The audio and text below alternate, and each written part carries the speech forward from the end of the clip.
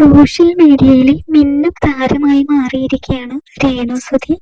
രേണുസുതിയുടെ ഓരോ ചെറിയ വിശേഷങ്ങൾ പോലും സോഷ്യൽ മീഡിയയിൽ വളരെ പെട്ടെന്നാണ് വൈറലായി മാറുന്നത്. ഇപ്പോഴിതാ രേണുവിൻ്റെ ഒരു പുതിയ പാട്ടാണ് സോഷ്യൽ മീഡിയയിൽ നിറഞ്ഞു നിൽക്കുന്നത്. സോണ കിത്തന സോണ ഹേ എന്നുള്ള ഒരു പഴയ ഹിന്ദി സോങ്ങാണ് രേണു പാടിയിരിക്കുന്നത്.